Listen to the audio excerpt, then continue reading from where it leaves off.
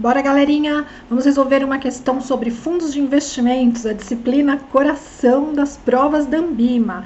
Essa questão específica, ela vem do CPA 10, sendo assim, ela pode ser aplicada no 20 e no CEA, né? O inverso não é verdadeiro, porque essas duas outras certificações, elas têm um conteúdo superior ao CPA 10, ok? Fundos de investimentos, né? Qual que é a ideia? Eu sou a professora Sandra Petroncari, sou uma das teachers aqui da escola, né, da ITER Brasil, e a nossa ideia, a nossa metodologia é sempre de conduzir com vocês no método tradicional. De que forma? Colocamos a questão e mostraremos a vocês o conteúdo que embasa essa questão. Lembrando sempre que ao final de cada mês nós conduziremos aí mini simulados completos com todas as disciplinas de todas as certificações, ok? Então, vamos lá? Fundos de investimentos. Para começar, né, uma questão toda enrolada, um imbróglio danado, a cara da Ambima. Em que sentido? Questões longas, com assertivas, né? Que eu sempre costumo dizer são as mais difíceis ou mais complexas, né? Porque você tem que avaliar ali item a item. E aí, nessa hora, é bom que você seja, né, um aluno que estudou e também um candidato bom fazedor de provas. Por quê? Porque alguns itens, de repente, você já vai eliminar. Se o 2 não está correto e ele está na alternativa A e B, eu já tiro a A e a B, né? Já nem considero. Mas vamos treinar? Vamos olhar? Olha, uma questão bastante completa. Como é a Ambima, né, galerinha? Porque a prova tem anos e anos. Se eu falar para vocês que eu tirei minha certificação lá nos idos de 2003, a CPA 20, quando começou, né? Vocês vão achar que, nossa, a professora é um dinossauro, né? Não, na verdade sim, também, né? Mas imaginem, de 2003 para cá, 20 anos. Se a prova fosse fácil, se a prova fosse super, hiper, over conhecida, todo mundo passaria de montão e de cara. E esse não é o cenário, né? Qual é o cenário? A Ambima tem um programa que ela sempre atualiza como tem que ser para os profissionais de mercado, e claro que além do conteúdo ela também vem trabalhando a questão da forma de cobrar e dos formatos de prova, porque senão de novo a prova vira, como se diz, né, de uma forma meio feia, mas vira coisa comum, né? Vira carne de vaca no sentido, se bem que tá cara pra caramba, né? Então vira coisa comum, é melhor no sentido de que todo mundo chegaria, acertaria tudo ali e passaria. Esse não é o cenário, né? É sempre uma prova bastante complexa e bastante completa, ok? Então, vamos lá? Na tradição, né? Contribuir para vocês enquanto os professores de carreira de mercado financeiro que somos.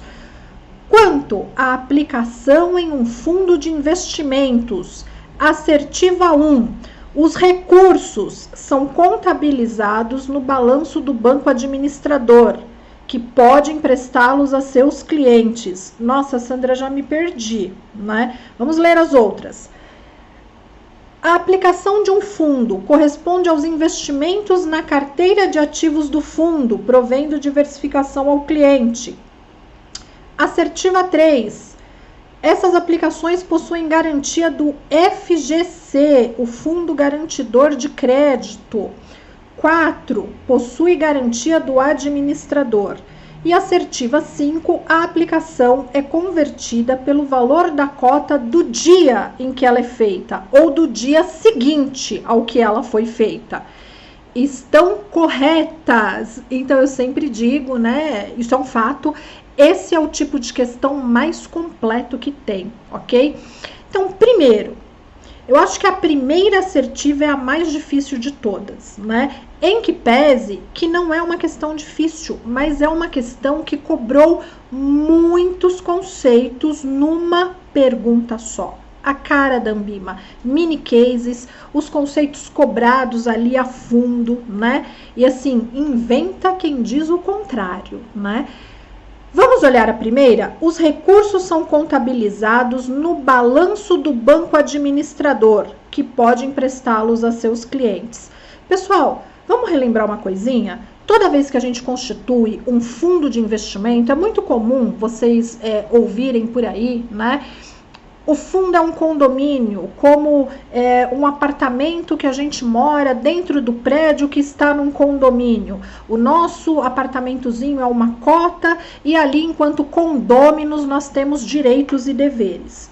Tudo isso é muito lindo para ensinar para o aluno, para ele fixar, mas a prova não vai te perguntar isso, né? Ela vai perguntar de uma forma muito mais aprofundada, como ela fez no item ali, só relembrando, né? Os recursos, ou seja, o que eu estou ali no meu apartamento, são contabilizados no balanço do banco administrador. E agora, quem é o administrador? Né? Eu aprendi que era um condomínio, que eu tinha uma cota porque eu tinha um apartamento, porque... E isso não vai te levar a passar na prova, né?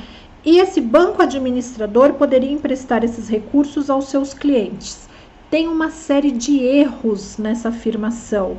E não são erros simples, não, né? Então, só para a gente relembrar, se o fundo é um condomínio, ele tem um CNPJ, obrigatoriamente. Cada fundo, pessoal, é uma pessoa jurídica, né? E ele traz obrigatoriedades e direitos aos condôminos, ok? Então, só relembrando, e depois a gente vai fazer uma aulinha aqui. Eu vou mostrar para vocês, a gente pode escolher um banco qualquer e pegar o folder de um fundo para a gente ver, depois que a gente aprofundar um pouquinho mais em fundos de investimentos. Sempre há um administrador. Então, se eu pensar, vamos pegar em um bancão brasileiro, Itaú. Quem é o administrador que resolveu constituir o fundo? É o Banco Itaú. Quem vai gerir este fundo? A Itaú Asset Management, né? Completamente separada do banco administrador. Então, só para a gente relembrar, existe um negócio chamado Muralha da China, que hoje em dia a prova cobra muito mais com o título Barreira de Informação. Então, cuidado para, né, quem está estudando, às vezes com algum material aí desatualizado, aí vem lá Muralha da China, nanana, aí chega na prova, que é o Chinese Wall, né? O aluno lê Barreira de Informação e na era digital ele já vai começar a se confundir todo com informações tecnológicas. Não tem nada a ver. A barreira de informação, ela substituiu a expressão muralha da China. Ela é mais técnica, né? Particularmente, enquanto Dino, gosto mais do Chinese Wall, porque ele é mais prático, visual. Já vejo, já sei que de um lado estará o Banco Itaú, que ao tentar, né, ao constituir um fundo de investimento, ele passará isso a um gestor, né? A sua Itaú Asset Management. E, pessoal, de forma alguma, os recursos que virão da Sandra, da Maria, do João, que vão investir neste fundo, podem ser, né, de alguma forma manuseados, manipulados, utilizados pelo Banco Itaú. É a ideia de, né, os recursos do administrador são os recursos do banqueiro, geridos ali em termos de sua tesouraria, claro, obviamente, com dinheiro de terceiros. O recurso do gestor, ele é integralmente de terceiros, ok? Então, nesse Chinese Wall, de um lado, eu terei o administrador, que constitui o fundo. Do outro, eu terei o gestor, no nosso exemplo, a Itaú Asset Management, né, que será responsável por toda a gestão do fundo. De forma alguma, o administrador poderá usufruir desses recursos ou sequer, né, buscar informações dentro da sua gestora sobre os recursos deste fundo. Então, em relação à primeira alternativa, os recursos são contabilizados no balanço do banco administrador. Jamais os recursos serão contabilizados na Asset Management dentro de um CNPJ que acabou de ser constituído naquela pessoa jurídica, né? Ou seja, aquele pool no qual tem recursos a Sandro, João, José com os mesmos direitos, com os mesmos deveres, ok? nós estaremos abaixo, então, deste pool, né? Confiando os nossos recursos a Itaú Asset Management, né? Que tem por trás dela, sim, um administrador. A segunda parte dessa primeira linha, né? E este banco administrador poderia emprestar esse dinheiro aos seus clientes. Que clientes? Do banco, né? Nesse caso do Itaú. Jamais, jamais. Até porque nós vimos o quê? Que quando a gente investe num fundo, nós estamos optando pela barreira de informação, né? Chamada antigamente como a muralha da China. Pessoal, o administrador, ele está acima do gestor, do custodiante, do distribuidor e do auditor independente. Hoje a gente está concentrado só nas duas primeiras pessoas, né? O ADM e o gestor. Então, o administrador, ele é sim o responsável legal pelo fundo, ele responderá por esse fundo diante dos órgãos reguladores, nesse caso a Comissão de Valores Mobiliários, né? E o gestor decidirá sobre todos os investimentos, ok? Ele é responsável solidário pelo fundo, nos seus ganhos e nas suas perdas, por isso que existe a chamada taxa de administração, né? E o que mais, pessoal? O gestor, claro que também é responsável, né, pela incomunicabilidade das informações, dos detalhes do fundo em relação ao administrador. Tudo bem? Então, aquela primeira assertivazinha, ela está errada, ok? Aí vamos olhar lá nas respostas. Estão corretas, olha que sacanagem. E depois de pensar tudo isso, a gente só tira a letra A. Porque a assertiva número 1, ela não está em nenhuma outra letra. Ela não está na B, ela não está na C e ela não está na D. Caramba, hein, Sandra? Isso é prova da Ambima, né? Bom, então vamos olhar a 2. Aí, como está se referindo à frase inicial, leia de novo para você não se perder. Quanto à aplicação em um fundo de investimento, assertiva 2, corresponde ao investimento na carteira de ativos do fundo, provendo diversificação ao cliente. Bom, a grande característica dos fundos de investimentos é prover diversificação aos clientes, né? E o que eu busco quando eu invisto num fundo, né? Busco expertise. O que eu tô querendo dizer é o seguinte: por que eu não faço isso, eu, Sandra, sozinha, contratando uma corretora? Vamos olhar daqui a pouquinho. Mas vamos ver a primeira parte da questão. Às vezes o aluno se confunde, o candidato, né? Pelo português aí do imbróglio. Corresponde ao investimento na carteira de ativos do fundo. Que é isso, né? Pessoal, o que é investimento? Dinheiro. Corresponde aos recursos que foram aplicados naquele fundo. A gente vai ver que os fundos têm ativos por trás deles, né? Provendo diversificação ao cliente. Parece uma assertiva muito boa. Aliás, ela é tão boa que a Ambima já deu uma sacaneadinha na gente de novo, né? Eu não consigo eliminar nenhuma alternativa ao considerar a 2 correta. Porque ela está no A, no B, no C e no D. Então, na verdade, se eu tivesse olhado a resposta antes, eu até já teria pulado essa assertiva número 2 em Romanos, e teria dado ela como certa, e enquanto um excelente fazedor de prova nem teria lido, porque aí até se eu tivesse alguma dúvida, eu ia ter certeza que aquilo ali tá certo, mas nem teria perdido o meu tempo em avaliá-la, ok? Os fundos de investimentos possuem garantia do fundo garantidor de crédito. Sempre falo aos meus alunos. Fundo de investimento, renda variável, não tem garantia do fundo garantidor de crédito. E já falo assim por quê? Porque são 2 disciplinas, 2 conteúdos imensos, 2 mercados do mercado financeiro que estão em todas as provas, e aí a gente lembra, né? Vai lembrar lá da professora Sandra falando, fundo de investimento, renda variável, não tem garantia do fundo garantidor de crédito, né? Que a gente vai ver mais à frente, é um pool formado pelos próprios bancos como uma garantia mínima, né? Aos fundos de... jamais, né? Alguns investimentos, garantia essa da qual os fundos de investimentos não usufruem, tá? Então, a 3 está errada. Logo, agora sim, né? Eu tiro a C, porque tem a 3, e tiro a D. na verdade, só me sobrou a letra B de bola. Mas vamos olhar o resto? Fundos de investimentos possuem garantia do administrador.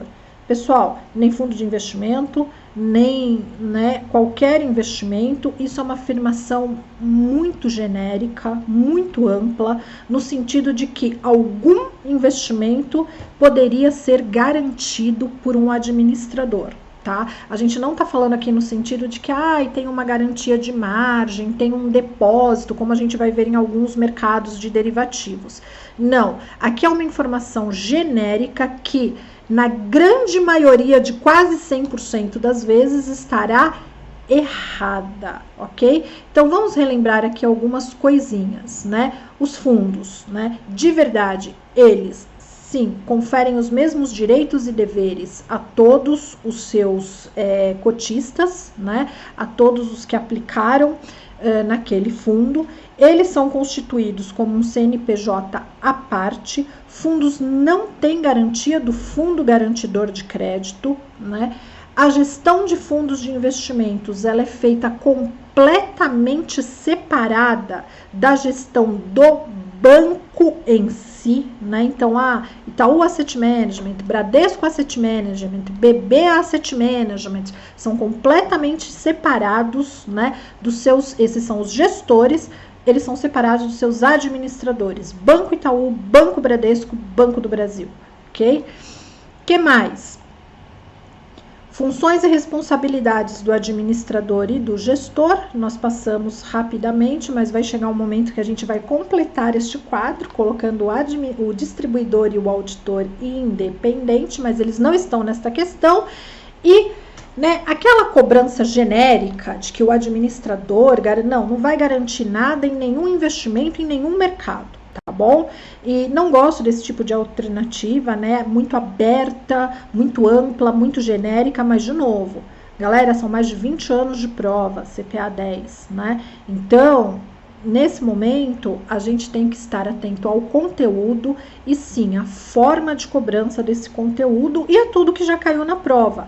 Sandra, eu tenho como ver provas anteriores? Não. Você tem como ter o quê? A expertise de equipes, né, que estão nesse mercado durante esses 20 anos, pelo menos, tá bom? Pessoal, as vantagens de se aplicar em fundos de investimentos, né, comparativamente a ativos individuais ou até mesmo a eu aplicar sozinha, contratando uma corretora, que não teria nada de errado em alguns fundos, né?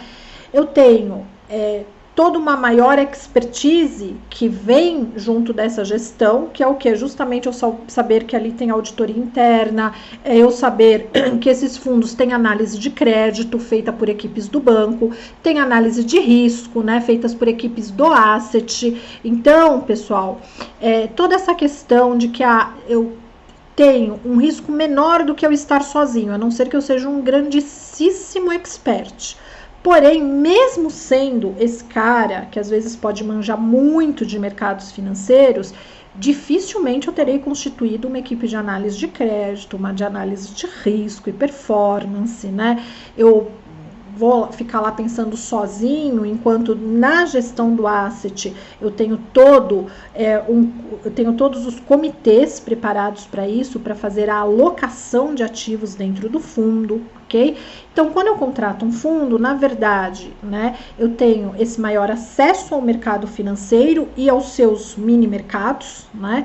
Eu tenho, claro, uma maior diversificação buscando um menor risco, mais liquidez, e aí vai depender também do fundo que eu escolher, né?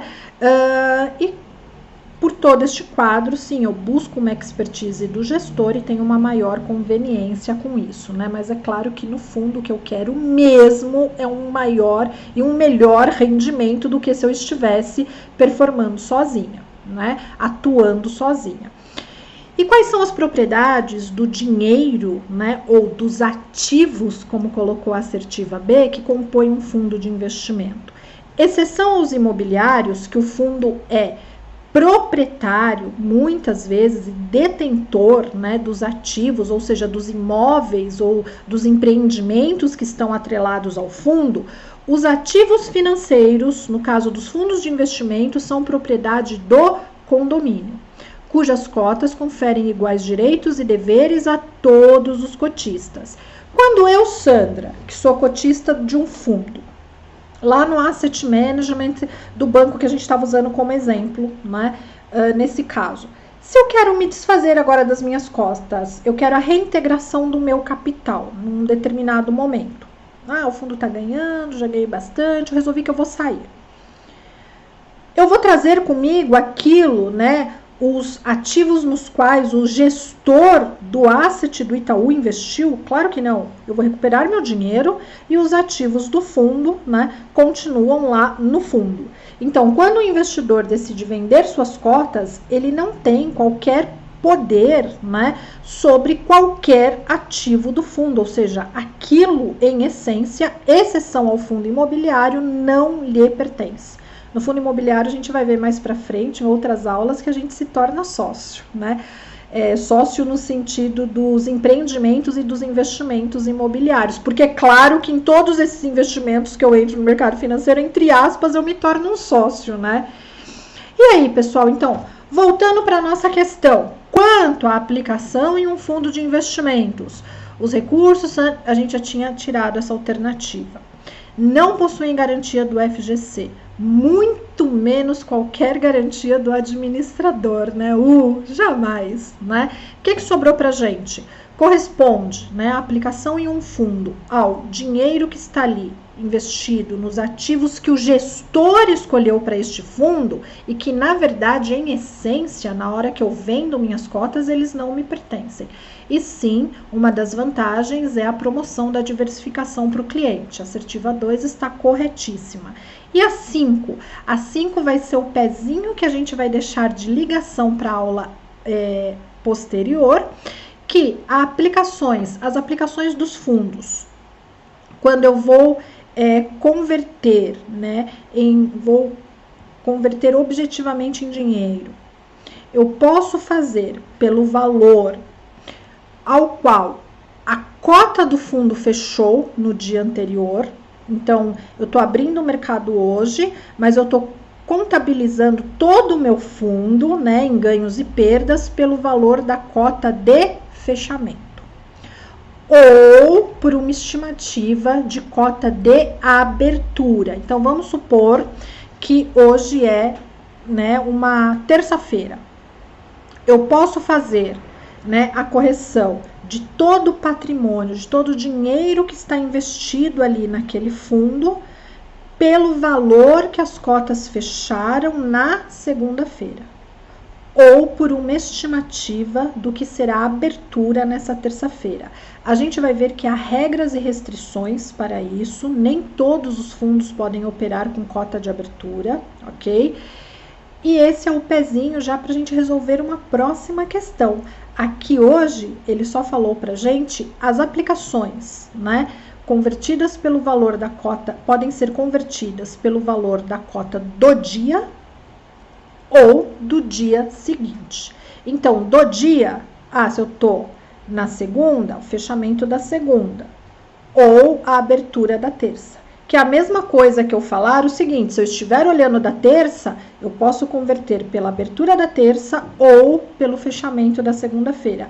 Mas esse é nosso gancho para resolver uma questão anterior, tudo bem? Então, a alternativa correta pra gente, né? A letra B de vou bater um bolão estudando aí com esses dinos da ITER Brasil, né? E a gente vem aqui com todo o prazer colocar nossa carreira, nossa escola, né, à disposição de vocês e no lançamento dos cursos que a gente traz aí em 2023, ou seja, agora, neste ano, né, de que forma? A gente até, porque muitos professores nossos hoje em dia são consultores em diferentes áreas, né, seguros, previdência, gestão patrimonial. A gente se firma como uma escola no ensino à distância, porém, todos os nossos cursos à distância terão aulas ao vivo, né? Aulas que maximizam hoje o que o candidato vem buscar, que é o quê? O tempo dele, fundamentalmente, né? Nós sabemos, o aluno brasileiro ele ainda tem, eu acho que hoje menos, mas ainda tem um pouquinho o ranço do eu tenho que ir presencial. Aí ele paga o presencial para ele faltar, para ele ficar preso na chuva, para ele, né, ficar preso no trabalho, para ele. Então, todos os cursos da gente, como a gente vai divulgar aí ao longo dos próximos dias, né, eles virão no EAD, mas com aulas ao vivo. Algumas no sentido de todas as disciplinas terão aulas ao vivo, mas não faz sentido esse conteúdo imenso com o aluno babando de dormir ali no presencial ou no online que imita o presencial, e isso nós aprendemos, né, em 2020, em 2021 e vimos agora fazer a correção em 2023, né? Sandra, mas então é um online ao vivo? Não é, porque a gente chegou à conclusão de que, olha, por que nós estamos aqui? Estamos aqui porque isso é o que sabemos fazer, o que queremos fazer e temos carreiras consolidadas no mercado financeiro.